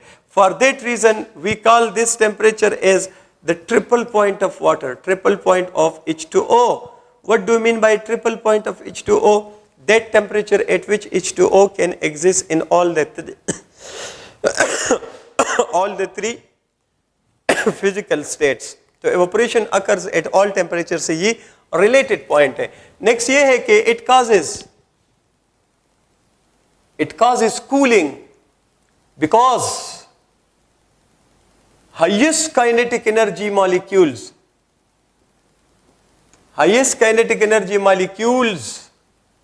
escape from liquid, hence total kinetic energy of liquid decreases and total kinetic energy is called heat। तो evaporation causes cooling। evaporation liquid in conducting container, शाबाश, liquid in conducting container या liquid in open system, liquid in open system जो surrounding के साथ energy और particle दोनों exchange कर सकता हो। तो ह्यूमन बॉडी भी इसमें एग्जांपल में आता है, ठीक है। तो इसमें क्या होता है, evaporation causes cooling, evaporation causes cooling of surroundings of container, surroundings of container। बाकी डिटेल की जरूरत नहीं, सिर्फ ये पॉइंट मैंने आपके सामने प्रेजेंट करना था। In liquid in insulating container, liquid in insulating container। तो इस सूरत में evaporation causes cooling of liquid। like इसका एग्जाम्पल है कि water remains cold in earthen pots, यानी मिट्टी की बनी हुई बर्तन, earthen pots in summer season। तो इसकी वजह है evaporation phenomena, due to evaporation, ठीक है। और फिर नेक्स्ट आप ये earthen pot कंडक्टर है, लेकिन आप धूप में रखो या आग के ऊपर रखो, साए में इसको रखोगे तो फिर ये इंसुलेटर है। Okay, the next one is rate of evaporation. Rate of evaporation. So it is the number of molecules going from liquid to vapor phase,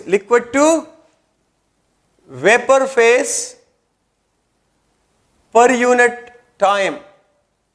unit time में कितने मॉलिक्यूल्स लिक्विड फेज से चले जाते हैं वेपर फेज में, इस तादाद को हम कहते हैं स्पीड या रेट ऑफ एवापोरेशन। इसी तरह आप ले सकते हैं एक फिनोमेना जिसको कहते हैं कंडेंसेशन। तो कंडेंसेशन एवापोरेशन का रिवर्स है। जब वेपर्स कंडेंस होके आ जाते हैं किस स्टेट में, लिक्विड स्टेट में, So the conversion of vapors of a liquid into the liquid state, this is called condensation. Condensation जो है ये exothermic होता है, spontaneous होता है. It also occurs at almost every temperature. और फिर rate of condensation क्या चीज है? तो condensation का जो speed है इसको define करते हैं number of molecules of a liquid going from vapor phase to liquid phase per unit time. This is called rate of condensation. Per factors affecting rate of evaporation. ये factor evaporation को आप कह सकते हो, लेकिन properly ये factors affecting speed of evaporation है. तो the first one is surface area, and the rate of evaporation is directly proportional to surface area. क्योंकि surface area बढ़ाओगे तो highest kinetic energy molecule की तादाद बढ़ेगी and chances of evaporation बढ़ते जाएंगे. यही वजह है कि अगर 1 लीटर पेट्रोल आप जो है किसी ट्यूब में रखो और फिर किसी बड़े कंटेनर में रखो, लाइक इस तरह कि आपसे कह दिया जाए कि 50 ml पेट्रोल है, एक को आप ग्रेजुएटेड सिलेंडर में रखते हो और दूसरी 50 ml पेट्रोल को आप बीकर में रखते हो. Which petrol will evaporate first? Of course the one lying in the beaker, क्योंकि सरफेस एरिया ज्यादा है. और दूसरा है nature of liquid. Nature of liquid से हमारा मतलब होता है इंटरमॉलिक्यूलर अट्रैक्टिव फोर्सेस. तो आप कह सकते हैं कि the rate of evaporation has inverse relationship with the intermolecular attractive forces. And the next one is temperature. तो टेम्परेचर बढ़ने से काइनेटिक एनर्जी ऑफ मॉलिक्यूल बढ़ती है, और काइनेटिक एनर्जी ऑफ मॉलिक्यूल जितनी बढ़ती जाएगी evaporation का चांस बढ़ता जाएगा. So evaporation is accelerated by temperature because temperature increases the kinetic energy of molecule and that causes an increase in the evaporation. और नेक्स्ट ये है कि अगर आप 2 कपड़े वेट करो, एक के ऊपर इस्त्री मारे, एक को ऐसे रखे, इस्त्री वाला जल्दी ड्राई होता है क्योंकि वो टेम्परेचर ज्यादा होते हैं, evaporation क्विकली हो जाता है. The fourth factor is wind speed. The wind speed and the evaporation rate, they are directly proportional. Speed of evaporation is directly proportional to the wind speed. इसका एग्जाम्पल भी यही है कि अगर आप 2 वेट कपड़े लो, एक को पंखे के नीचे रखो, एक को ऐसे रखो, पंखे के नीचे जो है वो जल्दी ड्राई होता है क्योंकि इसमें evaporation is accelerated due to the high wind air blow या high wind speed. And the last factor which affect the rate of evaporation, so that is what we call the last factor is the very last factor which affects the rate of evaporation, that is what we call the humidity in air. हवा में नमी.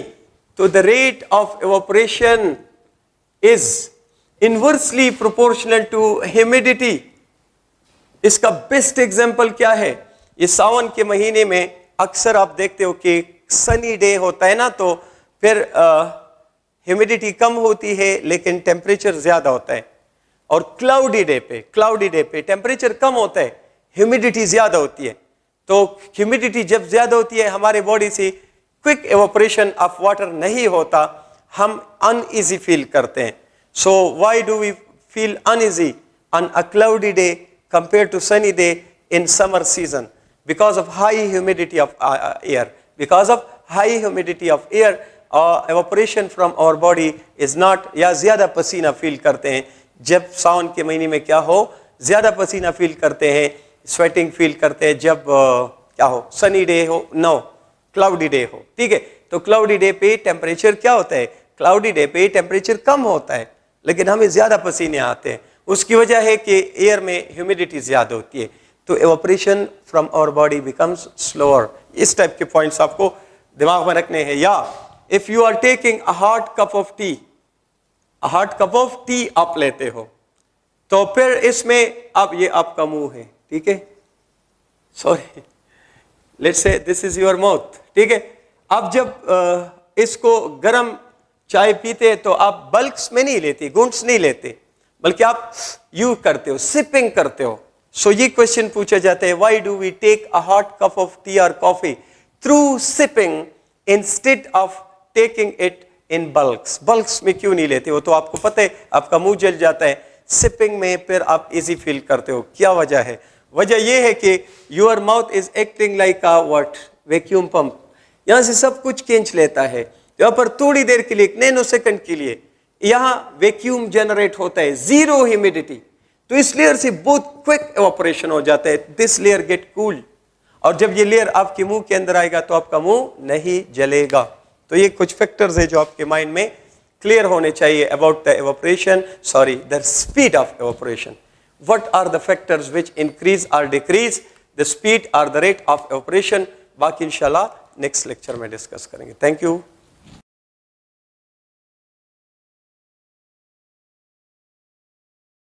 Okay, अस्सलाम वालेकुम। Next आपका liquid chapter में अगला आपका topic है द वेपर प्रेशर।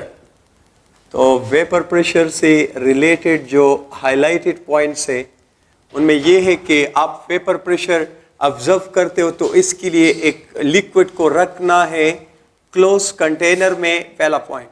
दूसरा पॉइंट ये है कि लिक्विड के ऊपर कंप्लीट वैक्यूम होना चाहिए, ठीक है। तो फिर क्या होगा, evaporation, a very rapid evaporation will take place, क्योंकि वहाँ वैक्यूम में ह्यूमिडिटी 0% है, तो very rapid evaporation will take place और लिक्विड के सरफेस के ऊपर इसके वेपर जमा होते हैं। अब जब इन वेपर की तादाद बढ़ती है तो साथ में कंडेंसेशन भी शुरू होता है। तो इनिशियली रेट ऑफ एवापोरेशन ज़्यादा होते हैं, रेट ऑफ कंडेंसेशन कम, लेकिन with the passage of time यहाँ ह्यूमिडिटी बढ़ती है तो एवापोरेशन स्लो होता जाता है, कंडेंसेशन बढ़ता जाता है, एंड फाइनली एक स्टेज पहुंचता है where the rate of evaporation equals to the rate of condensation. तो जब भी आप किसी लिक्विड को किसी क्लोज कंटेनर में बंद करो having vacuum above its surface और ये स्टेज पहुंच जाए, तो इस स्टेज पर हम कहते हैं कि वेपर्स और लिक्विड जो है ये एक डायनामिक इक्विलिब्रियम में आते हैं।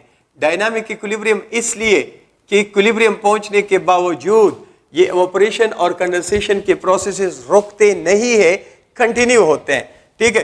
तो that stage of whenever a liquid is enclosed in a closed container having vacuum above its surface and the stage reaches where rate of evaporation equal to rate of condensation, इस वक्त ये vapour जितना भी pressure exert करते हैं इस pressure को कहते हैं vapour pressure of this liquid. और ये फिजिकल फिनोमेना है, फिजिकल फिनोमेना नंबर 1, ये इंपॉर्टेंट नोटेबल पॉइंट है। दूसरा कि क्लोज कंटेनर, इसके लिए क्लोज्ड कंटेनर चाहिए, ओपन वेसल में नहीं होता। तो इक्विलिब्रियम चैप्टर में हमने पढ़ लिया था कि इक्विलिब्रियम हमेशा क्लोज कंटेनर में ही मेंटेन होता है। और फिर नेक्स्ट इसमें डायनामिक इक्विलिब्रियम वाला पॉइंट जरूरी है, factors affecting the rate of factors affecting the amount of vapour pressure. So the first factor is nature of liquid, nature of liquid. तो नेचर ऑफ लिक्विड को इनडायरेक्टली हम जोड़ देते हैं with intermolecular attractive force. In the vapour pressure of liquid is inversely proportional to the intermolecular attractive forces. दूसरा factor है temperature, और temperature और वेपर प्रेशर का इनवर्स रिलेशनशिप आपको मिलेगा। और ये बात याद रखें कि ये एक कॉन्स्टिट्यूटिव प्रॉपर्टी है, तो ये अमाउंट पे डिपेंड नहीं करता। ये constitutive properties of liquid that don't depend upon the amount, तो it is independent of the amount of the liquid. एक पॉइंट दूसरा इसमें एमसीक्यूज में अक्सर आ जाता है कि it is again independent of surface area. Surface area बढ़ने या कम होने से भी इसके अमाउंट में कोई फर्क नहीं आता, सिर्फ जल्दी पहुंच जाता है या देर से, इतना सा फर्क आता है।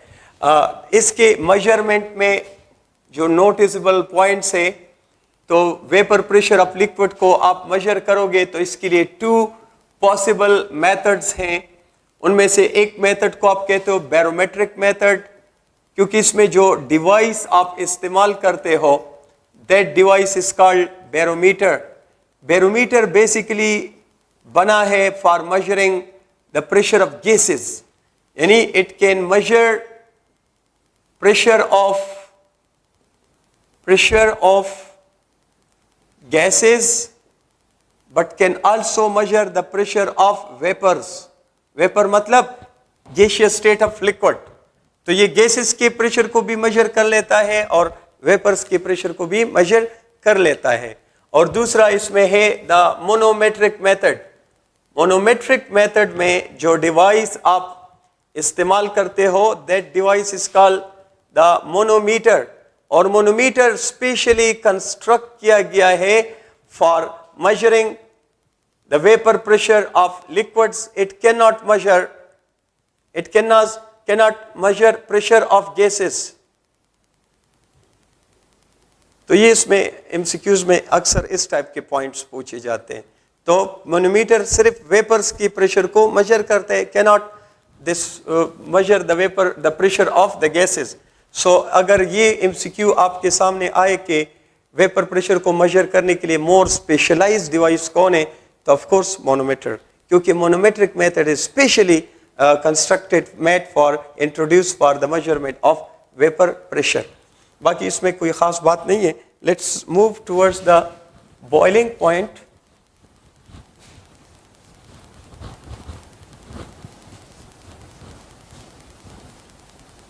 How will you talk about the boiling point? Boiling point basically temperature को कहते हैं, shown by a meter, temperature shown by a meter in liquid state। ये किसी भी मैटर का आप बॉइलिंग पॉइंट का कंसेप्ट ले सकते हो, गैसेस का भी है, लिक्विड्स का और सॉलिड का, लेकिन कोई भी मैटर बॉइलिंग पॉइंट शो करता है लिक्विड स्टेट में। तो इसमें ये 2 एमसीक्यूज आते हैं कि boiling point is applicable for liquids only, या which of the boiling point is applicable for dash matter, liquid matter, solid matter, gaseous matter, all of them. तो बॉइलिंग पॉइंट तो सबका होता है, लेकिन इसको ऑब्जर्व करने के लिए मैटर को लिक्विड स्टेट में होना जरूरी है। तो ये 2 पॉइंट्स इसमें जरूरी है। नेक्स्ट वन इज, इसमें आप कहते हैं कि it is temperature of a liquid, temperature of a liquid at which, या temperature of any matter in liquid state at which vapour pressure of the liquid equals to atmospheric pressure. जब भी आप किसी लिक्विड को गर्म करोगे तो इसका वेपर प्रेशर बढ़ता जाएगा, और बढ़ते बढ़ते इसका जो वेपर प्रेशर है आखिरकार एटमॉस्फेरिक प्रेशर के बराबर होगा। तो वो टेम्परेचर, जिस टेम्परेचर पर लिक्विड का वेपर प्रेशर एटमॉस्फेरिक प्रेशर के बराबर हो जाए, उसको इस लिक्विड का बॉइलिंग पॉइंट कहते हैं। और boiling point of a liquid remains constant, it remains constant if the atmospheric pressure is not varied at constant atmospheric pressure। PA mean atmospheric pressure। अगर आप किसी लिक्विड को हीट देते हो, लेट सपोज वाटर लिया हमने और इसमें थर्मामीटर रख दिया और आप इसको हीट देना शुरू करो, तो this heat will increase the temperature of this liquid up to its boiling point. Once the boiling point of a liquid reaches, उसके बाद आप इसको हीट प्रोवाइड करोगे लेकिन इसका टेम्परेचर नहीं बढ़ेगा। तो अक्सर ये क्वेश्चन पूछा जाता है, why the temperature of a liquid remains constant at its boiling point although heat is constantly added to it। तो ये जो हीट आप इसको देते हो, ये 2 पर्पसेस के लिए काम करता है। जब तक आप इसको हीट देते हो, और किसी लिक्विड को जब आप हीट देते हो और जब तक इसका बॉइलिंग पॉइंट नहीं पहुंच चुका हो, तो इस दौरान जो हीट आप देते हो, this heat is consumed in increasing kinetic energy, consumed in increasing kinetic energy of molecules, अगर मॉलिक्यूल की काइनेटिक एनर्जी बढ़ेगी तो एवरेज काइनेटिक एनर्जी भी बढ़ेगी, तो हीट भी बढ़ता है, टेम्परेचर भी बढ़ता है। लेकिन जब बॉइलिंग पॉइंट पहुंच जाए, यानी लिक्विड का वेपर प्रेशर एटमॉस्फेयर के प्रेशर के बराबर हो जाए, उसके बाद जो आप हीट देना शुरू करते हो, तो that heat is consume in state change. वो फिर काइनेटिक एनर्जी या एवरेज काइनेटिक एनर्जी के साथ उसका कंसर्न नहीं होता, बल्कि वो कंज्यूम होता है in overcoming the intermolecular attractive forces. So this heat is consumed in state change, consumed in state change, or consumed in overcoming the intermolecular attractive forces। और ऐसी हीट जो आपको थर्मामीटर पे नजर नहीं आएगा, ऐसी हीट को जनरली हम कहते हैं latent heat. Latent heat, latent mean मैफी, यानी छुपा हुआ heat, a heat which is not mentioned on the thermometer, क्योंकि this heat is not consumed in increasing the average kinetic energy, rather this amount of heat is required for state change। तो किसी matter का state change एक constant temperature पे होता है। अब liquid को आप वेपर में कन्वर्ट करते हो, it this state change will occur at boiling point. तो the latent heat will be started when the boiling point reaches the heat given to the liquid before boiling point, that heat is not a part of the latent heat. ठीक है, तो इसमें अगर solid की बात हो, solid को आप गर्म करोगे तो its temperature will raise up to its melting point. Melting point पहुंच जाए, उसके बाद जो आप हीट देंगे, that heat will not increase the temperature, rather that heat will be consume in state change. तो मेल्टिंग पॉइंट से पहले जो हीट है, that is not a part of the latent heat. Melting point पहुंच जाए, उसके बाद जो आप हीट देंगे, उस हीट को लेटेंट हीट कहते हैं, क्योंकि ये वो हीट है जो स्टेट चेंज करता है। मेल्टिंग पॉइंट या बॉइलिंग पॉइंट से पहले जो हीट होता है, उसका काम काइनेटिक एनर्जी या एवरेज काइनेटिक एनर्जी बढ़ाना होता है। ओके, तो ये पॉइंट्स आप नोट करें। The next one, what are the factors which affecting the boiling point. तो first factor is atmospheric pressure. Atmospheric pressure of air बढ़ेगा तो बॉइलिंग पॉइंट भी बढ़ेगा। तो there is direct relationship between atmospheric pressure and boiling point. अगर आप पेशावर में cooking करते हैं, फिर आप फर्ज करें सवात में कुकिंग करते हैं, और एक बंदा K2 पे जाके कुकिंग करेगा, यहां भी वाटर है, यहां भी वाटर है, यहां भी, अमाउंट ऑफ हीट भी सब में बराबर होता है, और सारा जो वाटर है ना इक्वली गर्म होने शुरू होता है। लेकिन यहां पर एयर का प्रेशर क्या है, ज्यादा। यहां पर एयर का प्रेशर क्या है, कम। यहां पर एयर का प्रेशर और कम है, तो यहां वेपर प्रेशर बहुत जल्दी इसके बराबर होगा। तो यहां water will boil it about 65 to 70 degree centigrade, इससे ज्यादा गर्म नहीं होगा। अब सवात वगैरह में एल्टीट्यूड के साथ वेपर एयर का प्रेशर कम होता है, तो यहां पर जो है वेपर प्रेशर थोड़ा ज्यादा चाहिए होगा, तो इसका बॉइलिंग पॉइंट लाइक 96 97 तक पहुंच जाएगा, इससे ज्यादा नहीं होगा। और पेशावर वाले का जो एयर का प्रेशर बहुत ज्यादा है, तो वेपर प्रेशर को उस एटमॉस्फेरिक प्रेशर के बराबर होने के लिए बहुत ज्यादा टेम्परेचर चाहिए। इसका मतलब है कि प्लेन एरियाज पे वाटर ज्यादा गर्म होता है, और जितना आप एल्टीट्यूड की तरफ जाते हो तो वाटर का जो है उसका बॉइलिंग पॉइंट कम होता जाता है, क्योंकि एयर का प्रेशर कम होता है। और वाटर का बॉइलिंग पॉइंट कम होगा तो ये ज्यादा गर्म नहीं होगा, बॉइलिंग पॉइंट से ज्यादा तो गर्म होता ही नहीं है। तो जब वाटर ज्यादा गर्म नहीं होगा तो फूड स्टफ पक जाने में ज्यादा टाइम लगेगा। तो प्लेन एरियाज पे फूड स्टफ जल्दी पक जाता है, जबकि एल्टीट्यूड की तरफ जाओगे तो फूड स्टफ पक जाने में ज्यादा टाइम लगता है, क्योंकि वाटर का बॉइलिंग पॉइंट कम होता जाता है। और the second factor is about the nature of liquid. About the nature of liquid, nature of liquid mean intermolecular attractive forces. तो boiling point is of course directly proportional to intermolecular attractive forces. अब इसमें एक और बात आप note करें कि एक होता है बॉइलिंग वाटर, एक होता है बॉइलिंग वाटर, और एक होता है स्टीम। तो स्टीम के अंदर all highest kinetic energy molecule होते हैं, all highest kinetic energy molecule, क्योंकि वो मॉलिक्यूल स्टीम में होते हैं जो वाटर से एवापोरेट कर जाते हैं। तो all highest kinetic energy molecule और वाटर में जो है most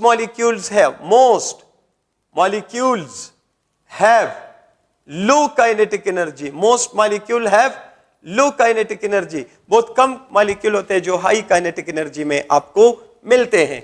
तो इसका मतलब है कि यहां पर हीट, टोटल काइनेटिक एनर्जी जिसको आप हीट कहते हो, वो वाटर, बॉइलिंग वाटर में ज्यादा होती है.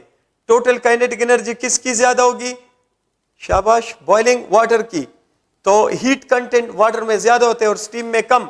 लेकिन एवरेज काइनेटिक एनर्जी जो है ना, एवरेज काइनेटिक एनर्जी वो स्टीम की ज्यादा होगी, क्योंकि यहां सारे molecule highest kinetic energy molecule है. तादाद कम है लेकिन सब हाईएस्ट है, तो इनका एवरेज बहुत ज्यादा आएगा.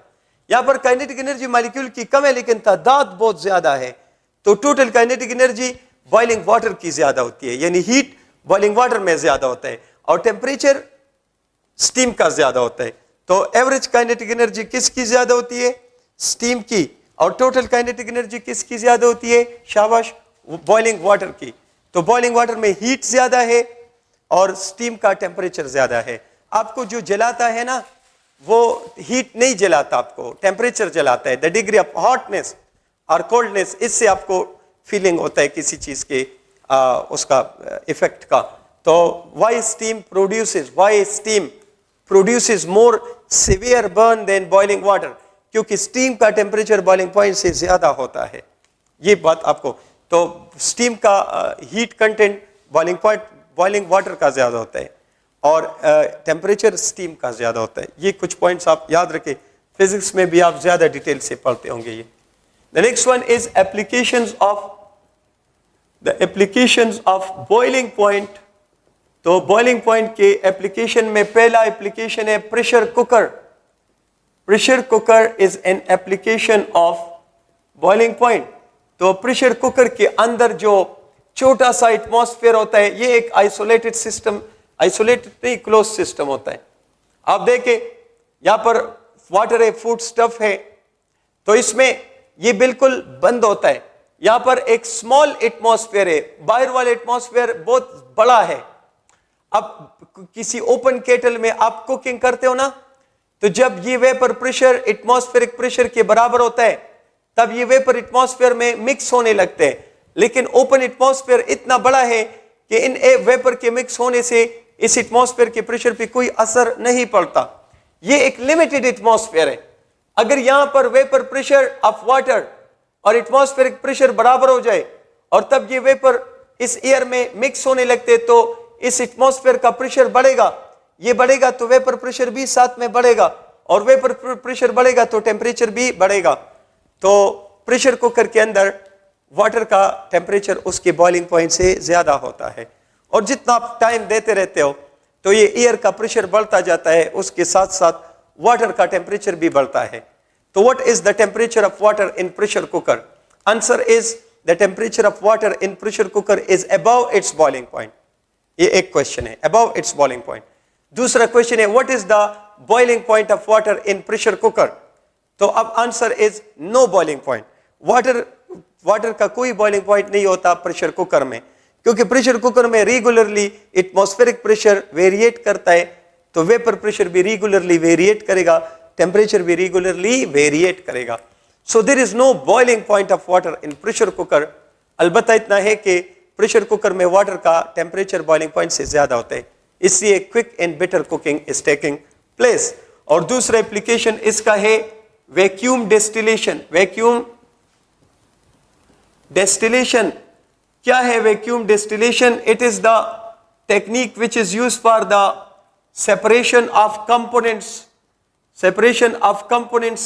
of a mixture, components of a mixture based on difference in their boiling points. अगर ये प्रोसेस नॉर्मल प्रेशर पे हो, नॉर्मल एटमॉस्फेरिक प्रेशर पे हो, तो इसको सिंपल डिस्टिलेशन कहते हैं. लेकिन अगर आप सेपरेट करते हो किसी मिक्सचर के कंपोनेंट को based on difference in their boiling point, लेकिन डिस्टिलेशन अपरेटस में एयर का प्रेशर आप रिड्यूस रखते हो, तो ये प्रोसेस जब नॉर्मल प्रेशर पे हो सिंपल डिस्टिलेशन कहलाता है. और ये प्रोसेस अगर रिड्यूस एटमॉस्फेरिक प्रेशर पे हो तब इसको वैक्यूम डिस्टिलेशन कहते हैं. तो यहां लिख देते हैं एट रिड्यूस्ड प्रेशर। इसमें इंपॉर्टेंट पॉइंट है ये रिड्यूस्ड प्रेशर का, और ये इस्तेमाल होता है किस पर्पस के लिए? Used for purification of those chemical substances which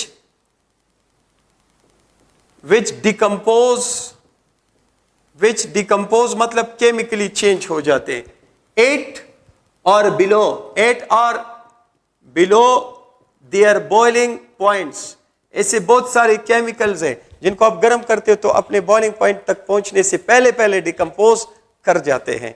या ऐसे बहुत सारे केमिकल सब्सटेंसेस हैं जिनको आप जब बॉइलिंग पॉइंट तक गर्म करते हो तो उसके बाद मजीद गर्म करोगे तो वो रिएक्ट करते हैं, डिकम्पोज हो जाते हैं। तो ऐसे सब्सटेंसेस को प्यूरिफाई करने के लिए हम वैक्यूम डिस्टिलेशन का कंसेप्ट अप्लाई करते हैं कि डिस्टिलेशन एपरेटस के अंदर एयर का प्रेशर कम करेंगे तो इनका इस केमिकल का बॉइलिंग पॉइंट भी कम होगा, और बॉइलिंग पॉइंट कम होगा तो हम इस केमिकल का बॉइलिंग पॉइंट उस टेम्परेचर से कम कर देते हैं जिस टेम्परेचर पर ये डिकम्पोज करता है, और फिर इजीली इसको प्यूरिफाई कर पाएंगे। आपकी बुक में इसका जो एग्जाम्पल है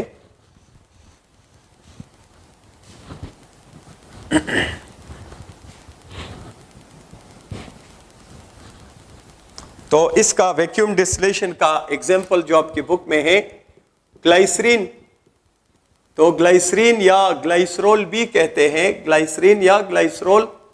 this is IUPAC name 1,2,3 propane triol या प्रोपेन 1,2,3 ट्राइओल इसका आयुपेक नेम है, यानी कि CH2 CH2 और सब के साथ आप हाइड्रोक्सिल ग्रुप अटैच करो तो its boiling point at 760 torrs या mm of mercury. Boiling point of glycerine is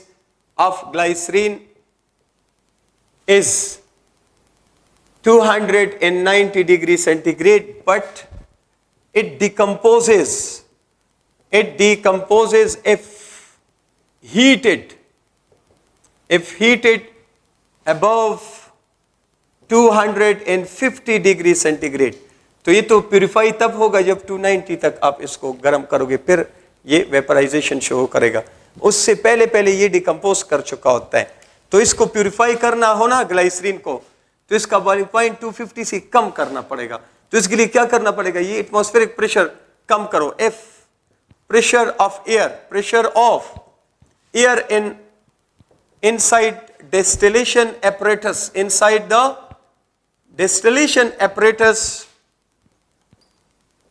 is reduced